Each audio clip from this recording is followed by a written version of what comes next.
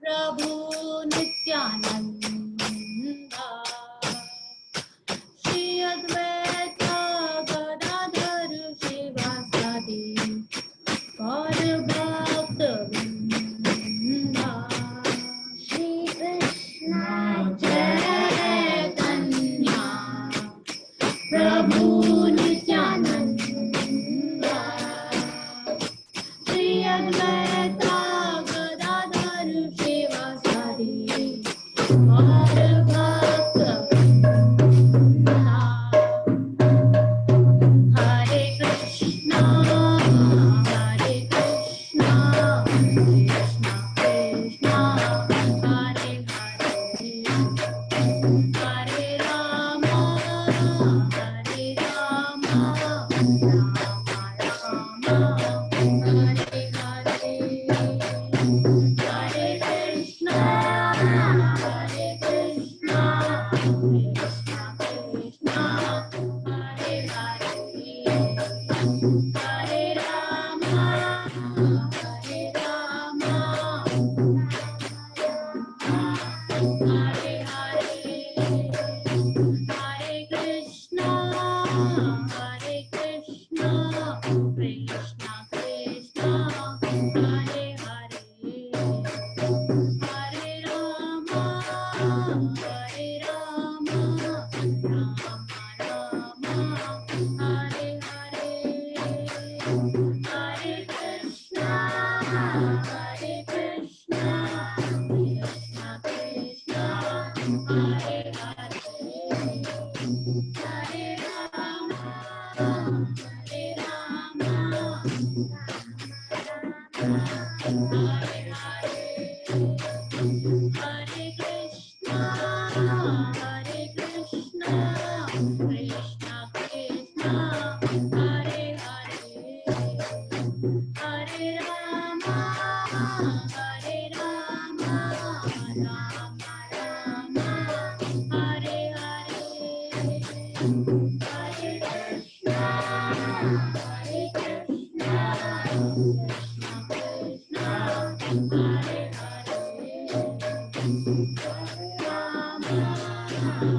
Rama, Hare Rama, Rama Rama, Hare Hare,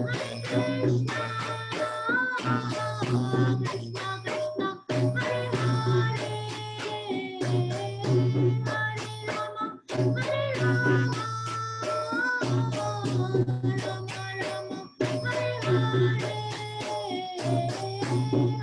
Krishna, Hare Krishna, Krishna Krishna, Hare Hare, Hare Rama, Hare Rama, Rama Rama, Hare Hare, Hare Krishna, Hare Krishna, Krishna Krishna, Hare Hare, Hare Rama, Hare Rama, Rama Rama, Hare Hare, Hare Krishna, Hare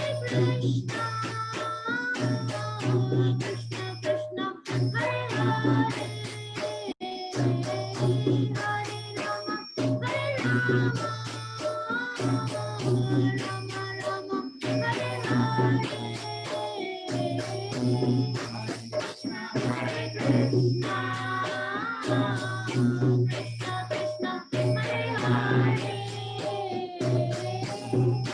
Rama, Hare Rama, Rama Rama, Hare Hare, Krishna, Hare Krishna, Krishna Krishna, Hare Hare, Hare Rama, Hare Rama, Rama Rama, Hare Hare, Hare Krishna, Hare Krishna, Krishna Krishna, Hare Hare, Hare Rama, Hare Rama, Rama Rama, Hare Hare,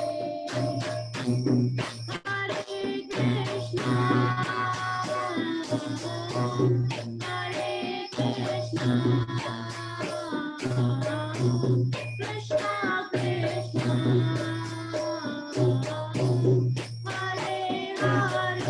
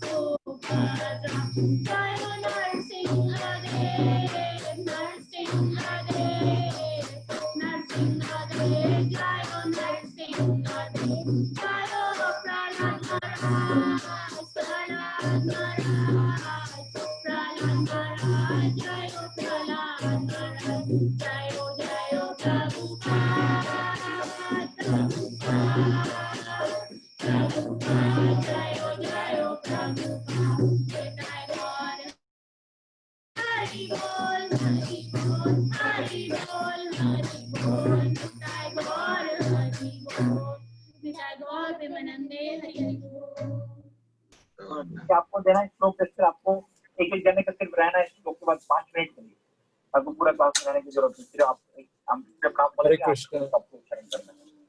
okay, Hare Krishna Maharaj, Dandat Pranam, all glories to Prabhupada. How are you Maharaj? Doing all right? Yes Maharaj. It's a house. The temple has opened Maharaj? It's some sort of open, but it's not really open yet for the public as such. Okay Maharaj. And yeah, we don't know what's going to happen in a few days now. Some rumors that again things will get like locked down or something, somewhat. Yes Maharaj. Don't know. Yes, Okay. Hare Krishna Maharaj. Hare Krishna. So now we are on the Nama Bale Papa Buddhi. I think so, right? That's the next one. Yes, Maharaj. We finished.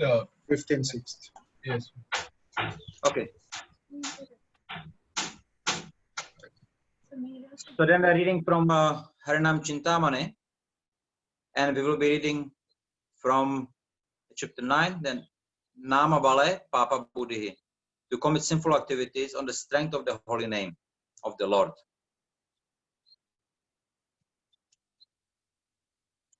Glory to Lord Chaitanya, to Lord Gadadhar, and to Lord Nityananda, the life of Jahnava-Devi. Glory to Advaita, the husband of Sita. Glory to all the devotees of the Lord. Haridas said, the holy name is made of pure goodness. A fortunate soul will take shelter of the holy name. Very soon, his anarthas flee far away. His weakness of heart will not stay. Firmly attached to the holy name, his heart will not remain attached to sins. His previous sins will burn away. His heart will become very pure. Sin is divided into 1, Papa, the sin, Papa Bija, the seed of sin, or Papa Vasana, the desire for sin, and 3, Avidya, ignorance, which is the root of sin. These 3 bring suffering to the conditioned souls.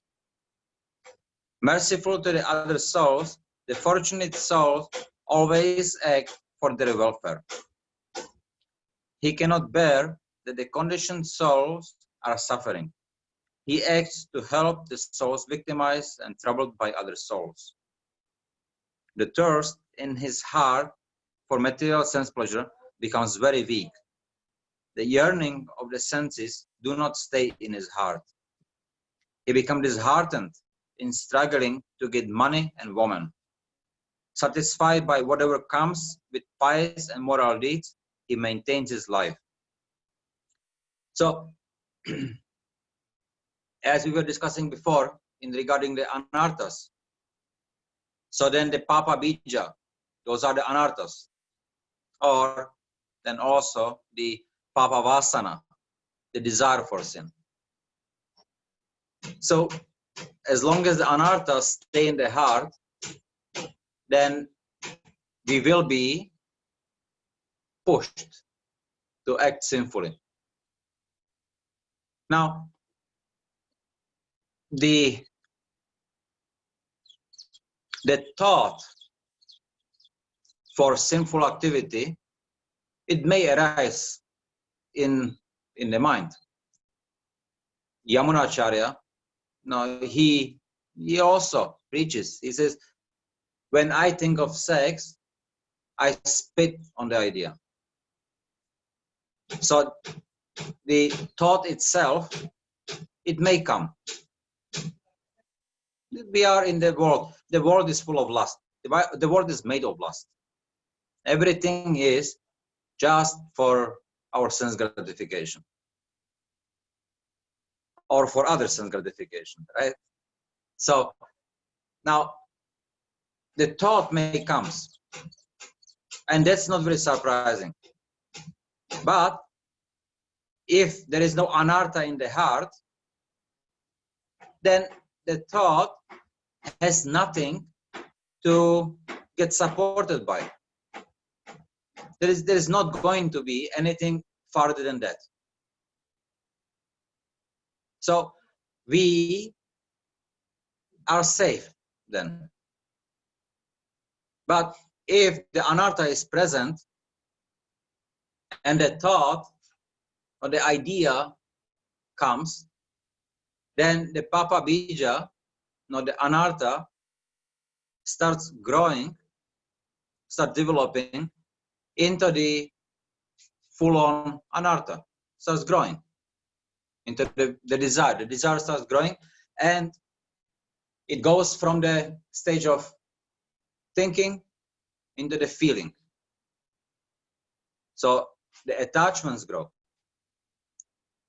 And as we then get into the stage of feeling, then we start contemplating, attached, and then because of the anartha, then we get into the stage of that we decide to do the sinful activity, willing. And then from the willing, then once decided, then there is no really way back, and one performs the activity. Now, I think we are discussed it, no? Right? Yes, Maharaj, little bit. Yes, Maharaj. Yes. Okay.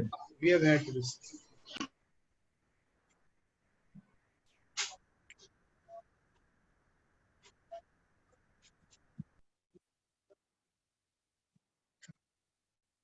He accepts activities favorable for devotional service. He does not accept activities unfavorable for devotional service. So that's how he can voluntarily control the anarthas. So if he accepts the activities favorable for devotional service, they will lead him towards the pure goodness, and slowly they will develop the distaste for anything sinful. And then when he decides also to reject anything unfavorable, then they will protect him further. And that's, like we were discussing before, the principle: always remember Krishna and never forget Krishna. Once he gets past the stage that he's not attracted anymore to the sinful activities, then there is no danger that he will fall. And he can fully focus now on the devotional activities itself. So he gets on the platform of the Nishita Bhakti, that he's steady. But even at that stage, then as we're discussing the 4 kinds of anarthas, then he gets basically by the stage of ruchi and asakti, then all the anarthas which are coming from the sinful activities, pious activities, and the devotional service, they are removed absolutely, completely. But at the time, that still the anarthas which are coming now from the Namaparad, then those are staying in weak form. Nonetheless, they're magnified actually by the fact that all the other anarthas are removed. So the focus is on those, and the devotee on the platform of ruchi, asakti, then for him any little disturbance is matter of life and death. Because of these light disturbances, he may not be able to fully meditate or even be part of Krishna's pastimes. So for him, it's unbearable. So knowing that, we should be very careful how we deal with our activities right now. Because now we are not very much concerned what's the difference between our aparadha and any other aparadha. But when we commit the activity, these are stored in the heart as anarthas. And then later on, we will be disturbed, very distressed actually by it. But there is nothing much we can do. It will be something very severe.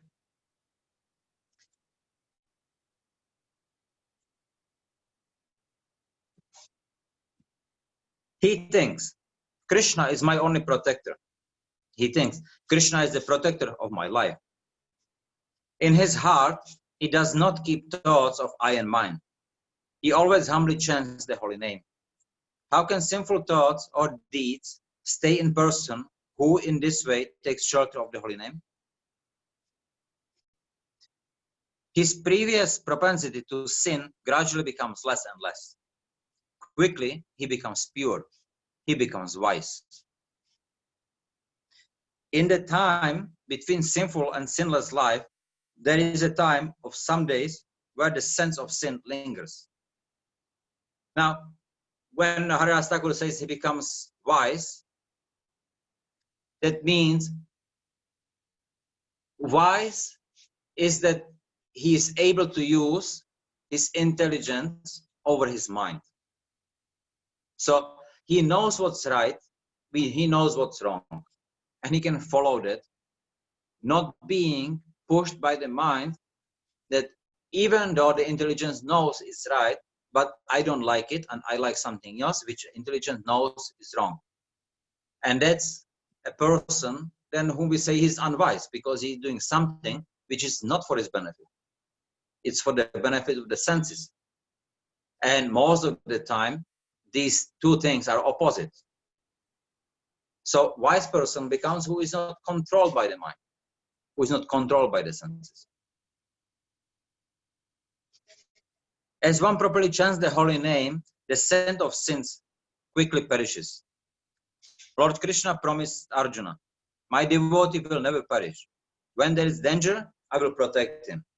In this way, O Lord, by your mercy, all sins flee from your devotee. They who follow the path of jnana struggle to control the senses, but actually they do not take shelter of you. O Lord, they quickly fall down. The great souls who take shelter of you never meet any obstacle. That is the scripture's conclusion. A devotee who accidentally sins need not perform prayaschitta. That momentary sin does not count. Swimming in the nectar of the holy name, the devotee does not meet misfortune. However, if he deliberately commits sin on the strength of the holy name, a mischief monger who takes shelter of trying to cheat the holy name attains, because of his offense to the holy name, grief, fear, and death. So here, as we were discussing before, what's important is the consciousness. What does he think? If he accidentally commits an offense, he falls down accidentally. And then what happens? He thinks, he is contemplating on how to remove, how to get rid of the consequences. He approaches Vaishnavas, he humbly bows down. He will find a solution and he will not incur any consequence. But if he is going to commit offense with the thought that I can chant the holy name and remove the offense, then the holy name will cheat him.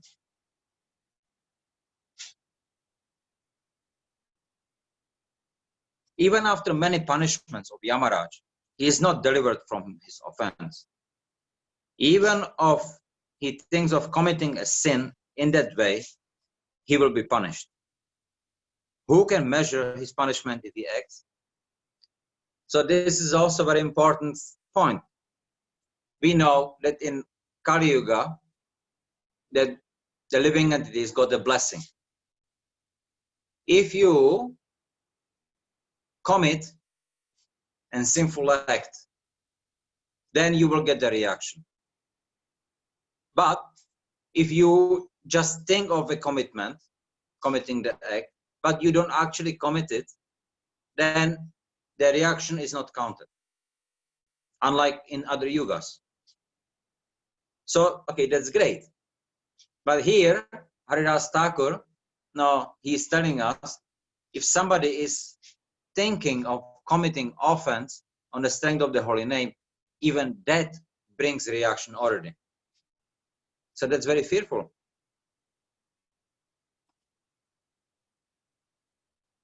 Even if he thinks of committing a sin in this way, he will be punished. who can measure his punishment if he acts?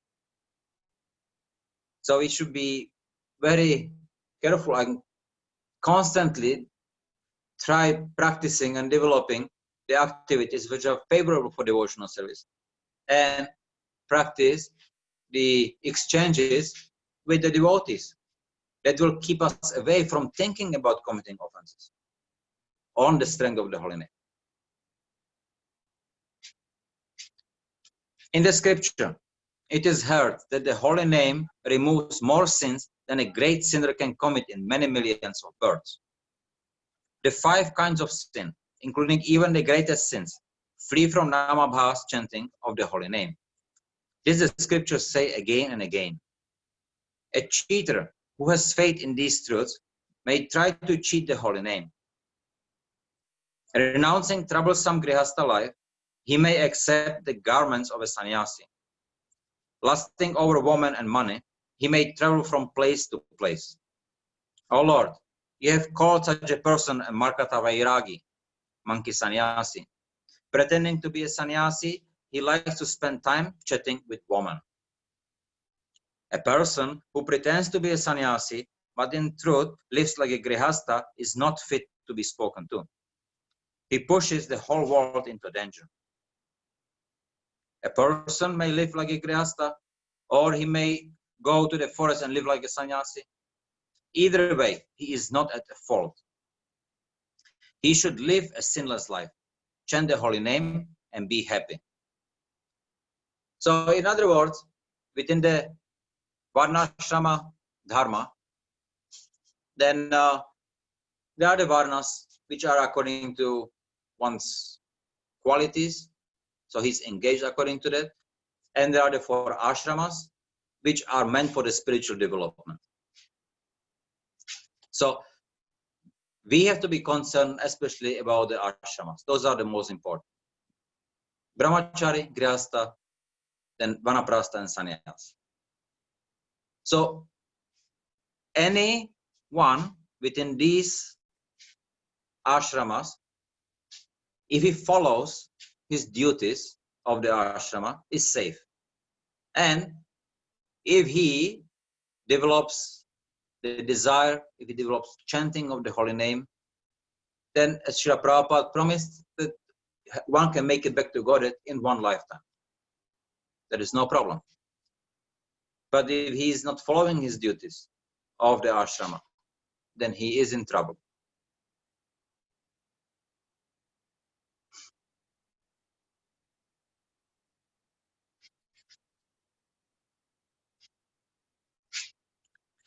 If they associate with bad people, persons whose chanting is namabhas will inevitably commit this offense.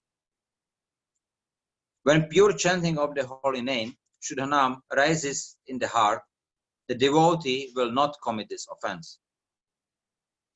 So, one who chants namabhas, then he is very influenced by the association. Therefore, now it's very important whether he associates with sadhu sangha or asadhu sangha. He is influenced by that. But a person who is on the Shuddhanam chanting, then he is not influenced by that. He is not in fault. The 10 offenses do not at any way or at any time touch anyone who purely takes shelter of the holy name. The holy name protects anyone who takes shelter of the holy name. Such persons never commit offense. During the days when pure chanting of the holy name does not yet arise, one may still fear an attack from the offenses. Therefore, if one's chanting is namabhas, one should flee from the idea of committing sin on the strength of chanting the holy name. Drawing strength from association with devotees who purely chant the holy name, one should take great care to avoid these offenses. When the pure chanting of the holy name appears in one's mouth, the heart becomes passionately attached to Lord Krishna. That heart will never leave Lord Krishna, even for a single moment. During the days when one does not yet chant in this way, one should fear the offenses. Especially one should throw far away the offense of committing sin on the strength of chanting. Day and night, one's mouth should say, Hari, Hari. By the spiritual master's mercy, one will eventually attain true knowledge of one's relationship with Lord Krishna, through devotional service, and through chanting of Lord Krishna's holy name. If one foolishly commits sin on the strength of chanting, one should purify himself by staying in the association of pure Vaishnavas. Sinful desires are highwaymen that lay in wait. Pure Vaishnavas are guards that protect travelers on the highway. By chanting the holy name, one loudly calls for the guards. The guards come and the highwaymen flee. Chant the holy name with love, O my brothers. Do not fear. Hear this. The Supreme Lord himself has said, I will be your protector. A person who, even though he is worthless like a pile of ashes, has taken a vow to serve the Vaishnava's feet, sings Harinama Cintamani. Okay, so that was this chapter. Now, maybe we can do questions, and then we still have some time, then we can go for the next chapter.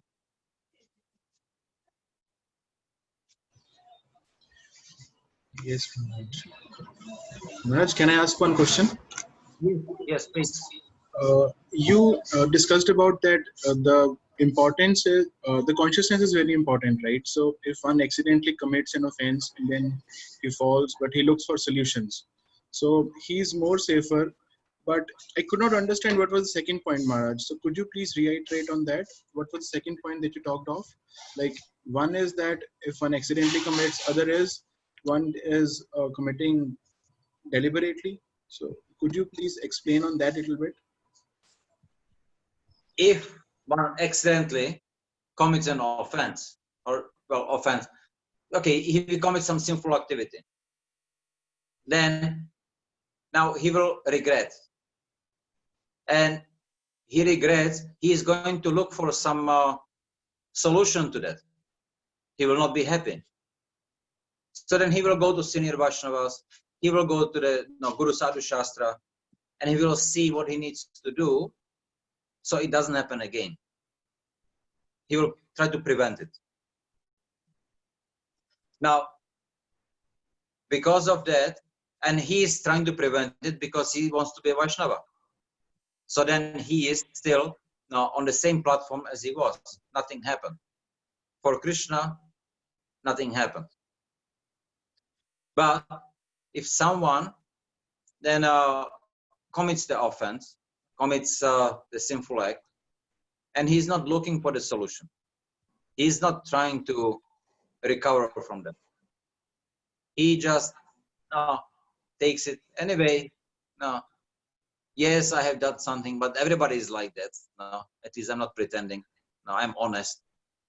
No, and then he may be also looking for the solution. So that's bad already. So he's considered as a fallen person. But then, if he figures out, well, we know, as we were reading, right? Namabhas chanting, then purify us from all the sinful activities, or the anarthas. So therefore, if I chant the name,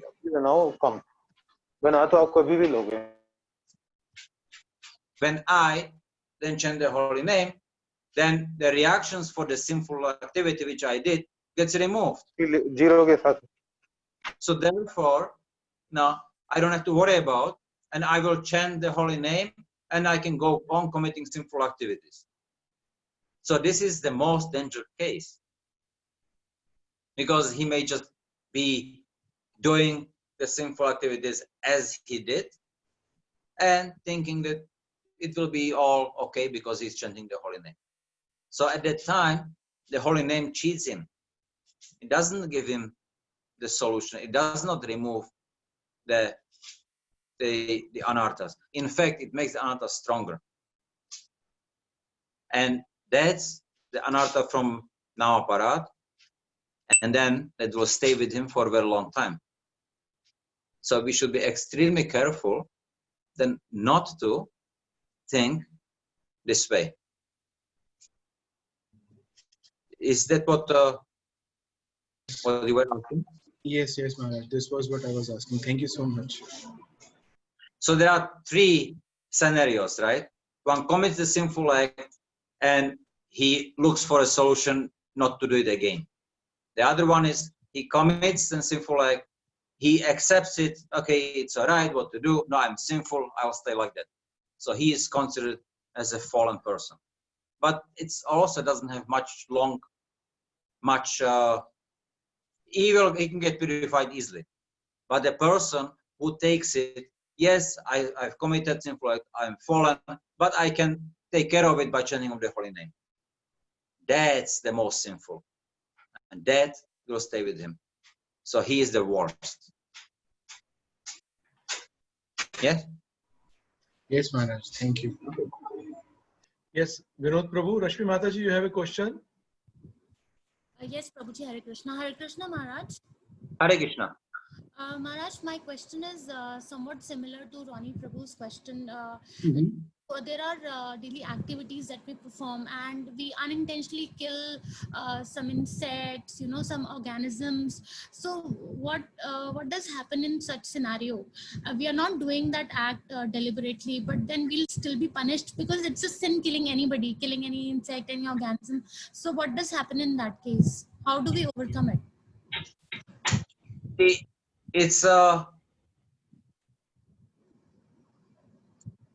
if you are Krishna conscious, then whatever you may commit by accidentally, unconsciously, then it is taken care of. But if you are doing it, no, you are committing sinful activities, no, because of, no, you are doing it for, say, no, your sense gratification, then you will be getting some consequences for it. And if you are committing sinful activities, not deliberately, because of, no, you want to you're looking for the sin gratification by committing the sinful activities, then you will get greater punishment. So the amount of the consequence which you get depends on your consciousness.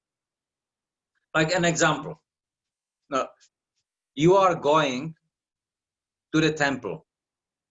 On the way, you will kill many ants, many small bugs when you are walking. But no, you are being careful. You are going to the temple. So that going to the temple because you want to serve Krishna, then you are not going to get reaction for what you had done.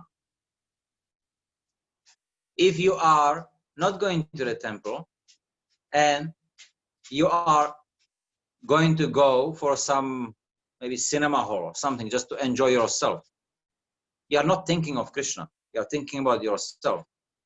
So then and still you will again kill many bugs, but it will be unconscious. So you are not doing it deliberately, but you have to then perform some prayaschita. No, that's what, when people want to get free of that, like doing agriculture, by plowing the land, the farmer, he kills many living entities in the land, inside. So he has to perform prayaschita for that. It's unconscious. So when they perform the prayaschita, then you are free of the reactions which you may get otherwise. But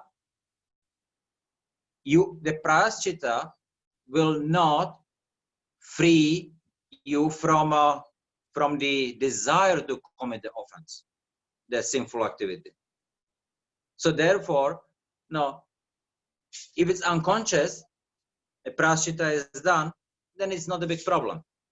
But if he goes somewhere and he's looking for ants and bugs to step on, to kill them, that's deliberate, and for that he gets a full reaction. So this is the worst scenario. So then one should be very conscious to be always very merciful to living entities, to always see how to avoid any sinful activity, and in fact, as we hear, also to be conscious not to think of committing sinful activity. Even though, no, thinking of committing sinful activities in the Kali Yuga, it's not, still it doesn't give you a reaction yet. But to think about sinful activity and to perform sinful activity, sometimes there is very slight difference. It's a very short time in between. So therefore we should consciously avoid committing any sinful activity, and we should consciously avoid thinking of committing. And if we are thinking about committing, we should be very fearful. If we are doing that, and then it happens that unconsciously something is done by us, then there is not really consequence for it. But if the consciousness is right, but if not, we will get the consequence.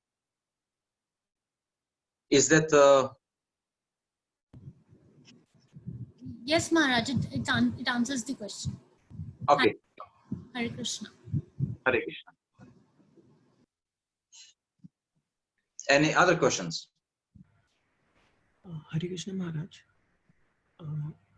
Maharaj, as Haridas Thakur is saying about like even if we think of say committing sin and it will get rectified by chanting, then it will become more stronger. Maharaj, I have read one quote that like if one chants the holy name repeatedly, even if in beginning someone is chanting with offenses, but by repeated chanting, it gets we become free from it. So how to understand these two things? You see, chanting with offenses. Now, if he is chanting Nama Aparadha, then if he chants the holy name, then he will not get benefit of chanting the holy name. At the time, it said that the holy name cheats him. But if he is chanting Namabhas also means he is committing some offenses. But these offenses, again, are not deliberate. These are accidental. He doesn't want to, but he is pushed. He is overwhelmed by Maya. He's pushed by that, and therefore he's doing it. These offenses have no really bearing on him. And he will get the benefit of chanting Namabhas. So that's the difference. Namabhas and Namaparat person, they may both commit offenses. But why are they committing the offenses? The Namaparadi, he's committing the offense, and he's thinking, I can get rid of the offense by chanting of the holy name. Then Namabhas chanter, he will not think like that. He will feel very sad. He will feel very distressed that he's committing the offense, but he cannot do anything about it as yet. So to such person, Krishna will help. He will purify him, so then he will not be pushed. So then he can come from Namabhas to the Shuddhanam stage. But the Namaparadi, then he is not going to get clear of that very soon, because he is thinking still that I will do that, I can do, and he deliberately commits the offenses. And especially if he is now taking the shelter of the holy name, thinking that he will get rid of it, it's the worst. It's like the Christians, they do. Right? Then you can go on committing sinful activities go for the whole week, and on Sunday you would go to the church and talk to the priest, and then your sinful activities will be, you are clear of all the sins, and you can go on sinning again for the next week. This concept of utilizing or using God for our purposes, it's very sinful. So that person, how is he going to get purified? The purification will not take place in his case, because he doesn't want to get purified. Remember, we were discussing before that the purification, that even the holy name can purify all the sinful activities, whatever person or the whole universe can commit. But it will not purify sinful activities, the anarthas, which causes sinful activities, of one who doesn't want to be purified. So that's the consciousness. So if we don't want to get rid of the anartha will be still with us. And that's the case of those who are the Namaparadis. So that's why we have to get to the stage of develop the desire not to be attached to the anarthas, not to commit sinful activities. Of devotees who are like that, and through their association develop the desire, I don't want it anymore. Because why are we keeping the anarthas? I mean, it seems foolish, right? That we are holding on to the anarthas that we know they are bad, and we can get purified in one moment, but we are still holding on it. Some may look very pious, some may look more sinful, but it's foolish. But it's because these anarthas, they define our false ego. They define who am I. And because of these activities, I have friends, and friends like me because I have the activity. I'm doing it like this. And if I stop doing that, then where will my friends be? What will they say about me? They will reject me, and I'm afraid of that. You can see it now on Facebook, right? Now the people are very conscious of what they do, how they speak, what they say, what selfie they take, how it looks. It has to look perfect, and they cannot do anything wrong. Because if they do, they will get rejected by their friends. Oh, I don't like this, what you do. So they are not concerned really about themselves. They're always concerned about what others will think about me. They're not living by the way, who they are. They are always projecting the best so then others think about them the best. It's very, very hectic, very stressful. So yeah, let's okay, let's. Yes, Maharaj. So it means, I mean, I'm confused that, say, if someone is chanting and say committing Namaprad, it means they are, and say someone is not chanting.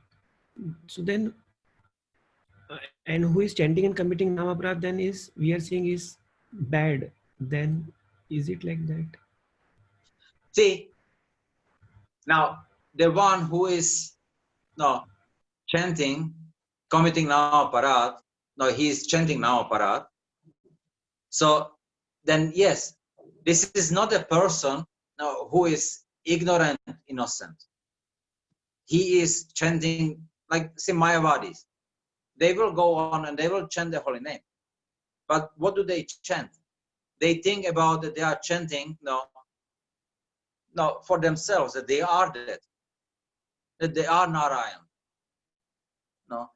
So that's their feeling. And yes, they are committing great offense. And if somebody does not chant, that person is ignorant, innocent. He doesn't know maybe that he has to chant. He doesn't know anything. So he goes on, he commits sinful activities. But he's not looking for a solution. No, he's not looking like for, he's not looking for the solution either way. And he's not looking to chant the holy name to remove the sinful activities. He's not deliberately doing it. So to purify that person, when he comes across with the devotee, to instruct him, well, no, you are doing these activities, you will go to hell. It's better if you start chanting the holy name. So if he is not opposing to that, and if he is, he accepts that, then the chanting of the holy name can quickly bring him to the Navabha stage. He is not against the holy name. But the Navaparadi, he is against the thinking that, no, I don't want to serve God. I am God. I can do whatever I want. The Namabhas chanter, he's not thinking like that. So within those, there are the people, like the three categories. There are pure devotees. There are the devotees then who are mishras, and there are people then who are not devotees, but they are ignorant of. And if you instruct them to be a devotee, they will gladly take it and follow the path of devotional service and get purified. But there are those who, even though you instruct them, they will be against it. They will not want that. Like we have the example when Nityananda Prabhu, he goes and he is preaching in West Bengal. And he goes house to house and he's begging, please chant the holy name. And then many people, they will throw him out of their house. Get lost. I don't want to see you. I don't want to chant. So these people, they are against the chanting. And they have very less chance to get purified. See, even like God himself comes to you and tells you, no, come, I can immediately purify you. No, you get lost. But the example of Jagai Madai, were very sinful people. And yes, they even thought and committing offense against the Lord. But then, because of the mercy of Nityananda Prabhu, so then they could appreciate. So they got rid of the idea, now I'm God, I can do whatever I want. They saw what God can do, and they saw how they got saved from immediately as way of appreciation. Then they figured out, I'm not going to commit sinful activity anymore. And they gave up the desire and immediately surrendered to the Lord, and they were safe. So the consciousness of the person can change. And in Java Dharma, we see also Mayavadi sannyasi, who is also against the Lord, but by chanting the holy name, hearing the chanting, he gets somewhat purified, little faith, which manifests in the beginning as a disturbance. He wasn't attracted to the holy name in the beginning. He was disturbed from his sadhana, and he didn't know why. So he was constantly thinking, why am I disturbed? And he didn't know. And by contemplating, he remembers, okay, I heard some Vaishnavas, they were chanting something there. And since that time, I'm being disturbed. Why am I being disturbed? Why is that they're chanting so powerful? And he was contemplating, and he was contemplating all the holy name, and the contemplation purified him. So, and then he was able, with the greater faith, then looking for sadhu sangha. And then he was walking from Kashi, then he went to Vrindavan by walk, and then from Vrindavan he walked to Navadvip, because he was so eager to see what's the power which keeps me away from doing my sadhana. And because of that contemplation, then he got purified. So then when he comes to Navadvip, he is pure enough to actually now to hear the Vaishnava Babaji, and now seeing his purity, then immediately whatever the rest of the anarthas he may have, he just gave up and he became Babaji himself. So even the now Aparadhis, they have the chance, but they have to give up the desire to commit the sinful activity. The innocent people who are maybe sinful, and they may not be chanting the holy name, but because they are innocent and ignorant, they may even get purified by eating prasad. They may not chant. Like we heard about the story about the fish and Ramanujacharya. So it's there. So they are not, we call them innocent people, but they are ignorant. Those other ones, they are not innocent and they are against. So that keeps them away from the holy name. And Maya takes care of them. Is that somewhat clear? Yes, Maharaj, it is very dangerous situations. Thank you. Okay, any other? Yes, Maharaj, there is one question from the chat. So J.K. Das Prabhu is saying, Hare Krishna Maharaj, verse number 31 of chapter 9, regarding Namabhas chanting. The chanting is mixed with offenses, Namaparad. He's giving reference 31 of chapter 9, Maharaj. Okay, let me just find out.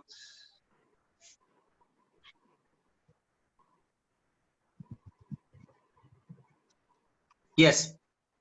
So now the 5 kinds of sin, including even the greatest sins, flee from Namabhas, chanting of the holy name. This is scriptures say again and again. So the 5 greatest sins, now they are the Mahapap. So those are then kidnapping one's wife, then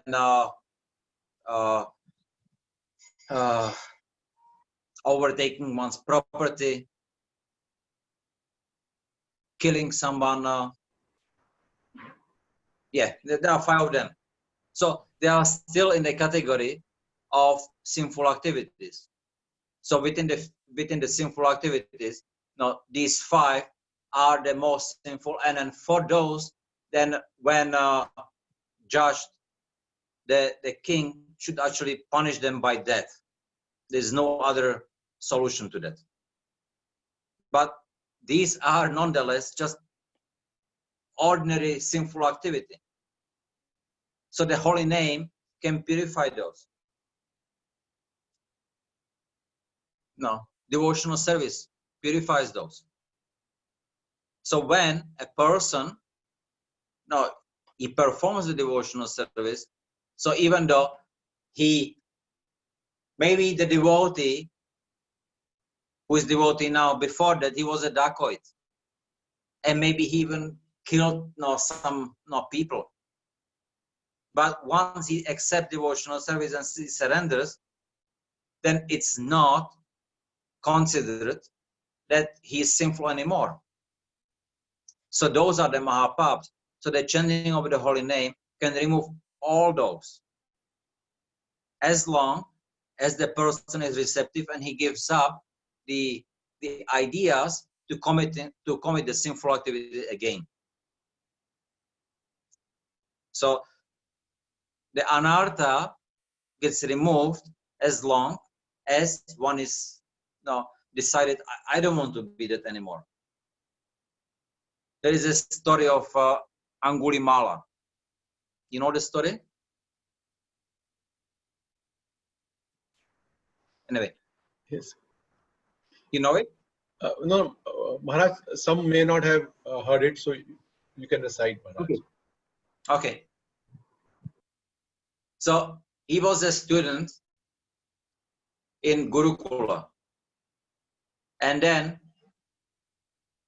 in that, he was serving his teacher very well. But now what happened because he was serving very well, then the teacher loves him. He loved him very much. There was a very strong relationship. So, and then they were also very informal, just a part of family. That created jealousy and envy among the other students, that he's better than them. So they tried to create some a plot against him. So they tried to figure out some way then how to poison the mind of the teacher to show that he is not so good as he pretends to be. So the teacher, sometimes he would go out, and because there was a small Gurukula and then there was a Grihastha teacher, so the wife would be there, and many times because he was like part of the family, the student, so then they would discuss with his wife. So then the students told the teacher, oh, you think that the student is so great, but actually now when you go out, then he has some affair with your wife. So then the teacher, he left, but then he comes back and he saw they are there and just informally talking. So he took that as a sign that, oh yeah, that the student must be right. So he is actually having some affair with my wife, and he threw him away from the Gurukul. Now at that time, when a student gets thrown out of the Gurukul, then he is untouchable. Nobody really accepts him. The teacher rejected him, the whole society rejects him. So then, even the parents, everybody rejected him. So he didn't do anything wrong, but he was angry at the society. So he said, okay, I'll take revenge on the society. And he became a dacoit. And he was just killing people, stealing. And he was very smart, very intelligent. The king, he wanted to kill him, he wanted to find him, and he sent many soldiers, but he always escaped. And for each killed person, he would cut the little finger and may put it on the mala. So he had like an Anguli mala. That's why it's called like that. One day, then he saw some saint. And he didn't discriminate, so he said, okay, I'll go and kill him also. So he was running after, he was close. He was running full speed, but he never could catch with him. So he was, what is this? No, that's nonsense. No. And he didn't know what's happening. So then he kept trying, but after some time he figured out, okay, I'm giving up. There is something else. So then it was Buddha, and he's seeing him, he actually surrendered to him. So he took him to his ashram, and he was doing services there. And because of that surrender, then he gave up the taste for committing any sinful activity. Now the king, he heard that the Angulimala, he is in the ashram of Buddha. So he sent the soldiers there. But then he goes, the soldiers come there, and they see he is now fully changed. There's no pretense, he's changed. So he is now serving and he has no desire to commit a sinful act. So then the soldiers went back empty-handed. They did not bring him. There was no need for him to suffer consequences which the king may give him. He already gave up himself. So the punishment was not needed anymore. So this is also what is the purpose of the holy name. Well, purpose. That's what the holy name does. It removes the anarthas, and therefore there is no need for us going through some punishment or consequence for some sinful activities which we might have committed before. But if a devotee still maintains the desire to commit some sinful activities in some way or other, then Krishna will lead him to such a way so then he will give up even the desire for committing it, because that will still keep him away from him. There was maybe one more story. There was a person who was a Brahmana, and he actually was coming into worshipping the Lord in the temple, and he was living pious life. Next house, next to him, there was a dacoit, and he was stealing, killing, and that dacoit, he was becoming very rich. He was doing very well. That Brahmana, he was a pujari, and he was suffering so much. No, he had a hard life, no money, no difficulties. So one day, the Brahmana, he goes for his worship, and on the way to the temple, he breaks his leg. So it's really too much for him. And before he left in the morning, he saw the dacoit, he was celebrating. And then what was it? He found a big treasure. So then with that mind being disturbed, he comes to the Lord and he starts praying. My Lord, why is that? I am living so pious life. My whole life is pious, and all I get is suffering. And now look, I even broke my leg. Only with difficulties I come here to do my service. But look at the other guy. He is living sinful life. The whole life is sinful, and he is getting richer, more rich, and he is so happy. Why is that? And at the time, the Lord appeared to him, and he said, look, in previous life, you were a very sinful person. So you had a lot of karma with you. But you, by association, you decided to perform pious activities. So your life is pious. Now you broke your leg. This is the time when you were supposed to die by horrible death. But because of your previous activities, the pious activities in this lifetime, it only turned into a broken leg. From now, you will be able to be more focused on my worship, and your life will be very successful. On the other hand, the dacoit, he was a very pious person in his previous life. And he was actually supposed to become a king of this region, this lifetime. But due to his association in childhood, then due to his association, he developed the desires for sinful activities. And because of his pious activities from previous life, he was able to reap the good results.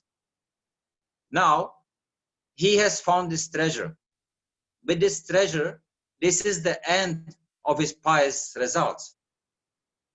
From now on, he will suffer the consequences of the sinful activities which he was committing in this lifetime. So he will suffer now greatly, and he will go to hell. So Lord told the Brahmana, so don't worry, you keep performing your pious activities, and then you will be properly situated. So that's the difference. Yes?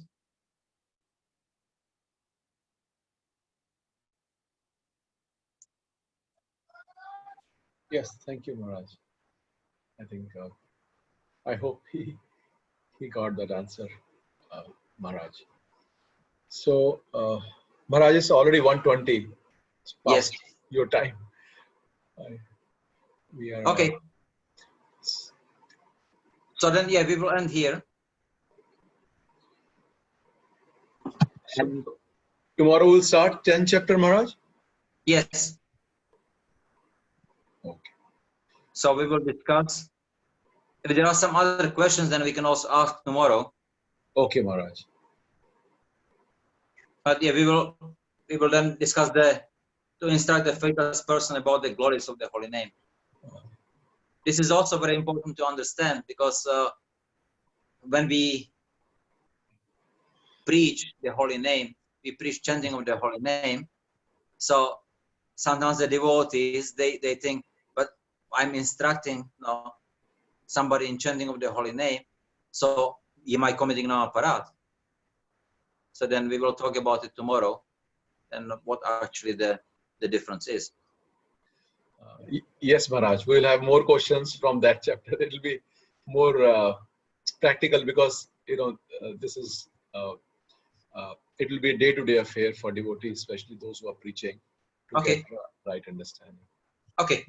All right. Thank you, Maharaj. Thank you so very much. Jai Shri Prabhupada ki. Jai. Jai Nitai Gaur Pramanande. Hari Hari Bol. Thank you. Hare Krishna. So thank you so much, devotees, for attending Maharaj Harinam Cintamani.